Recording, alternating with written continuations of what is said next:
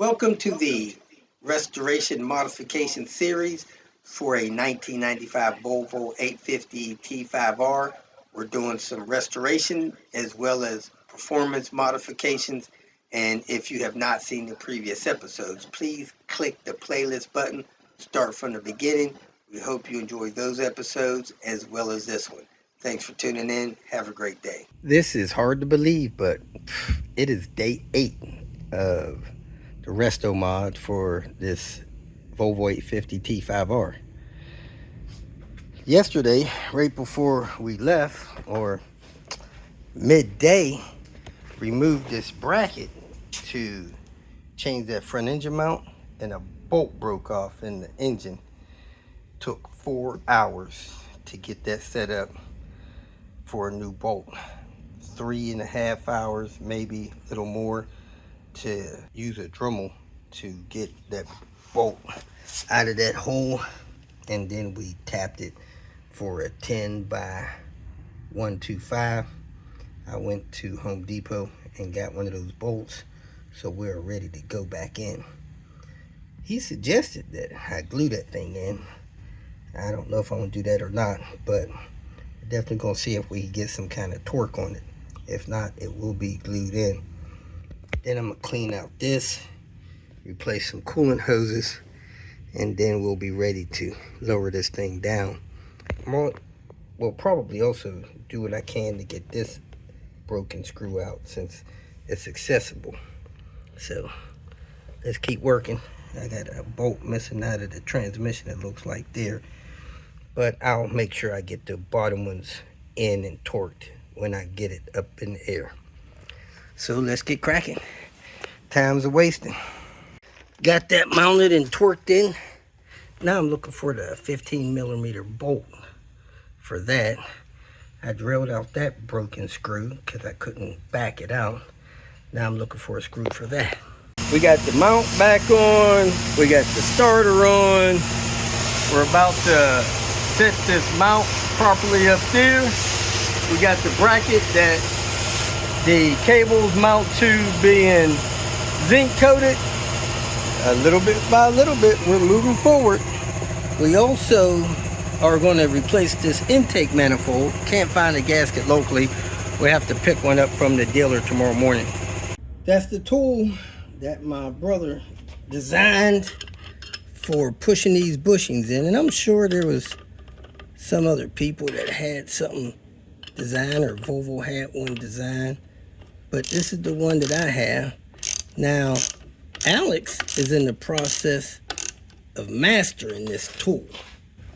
Let me get the right size wrench. I thought it was 17, but it's 18. And when Alex gets that tool mastered, he's going to be selling it. Now, I recommend that somebody in every group area buy one.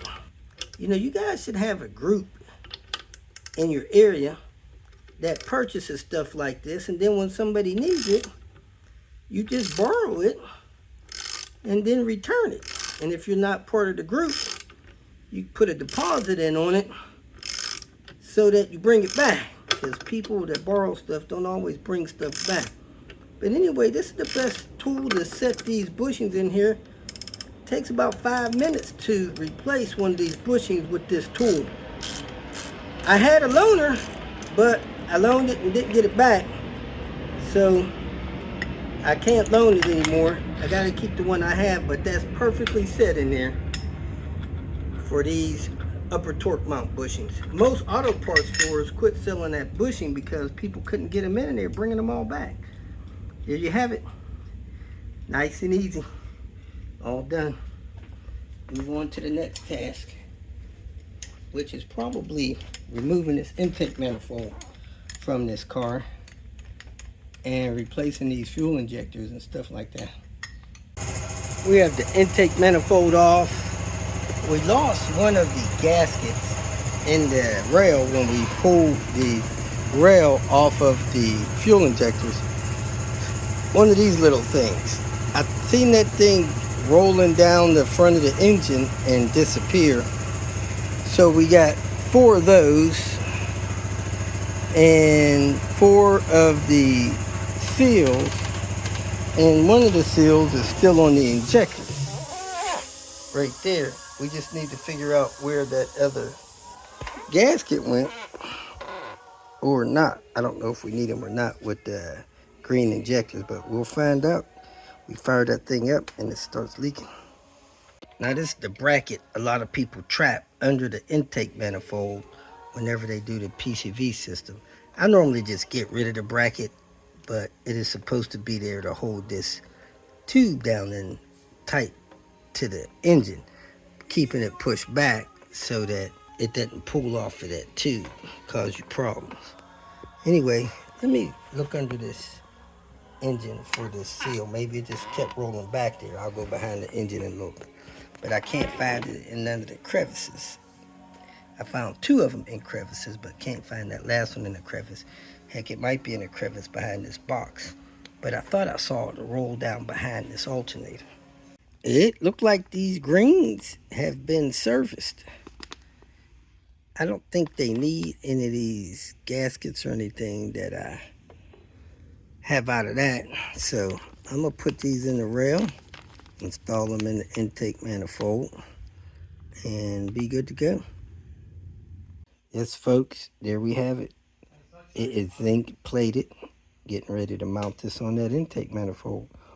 Whoop, whoop. Well, folks, we're gonna call it. We got a few things done. We got the wire harness stuff done.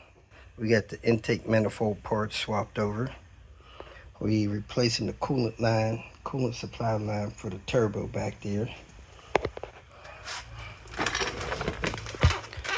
Got this engine mount finished. Installed the slave cylinder. And man, I feel like I did much more, but we got a couple of coolant hoses on. I guess not much more than that.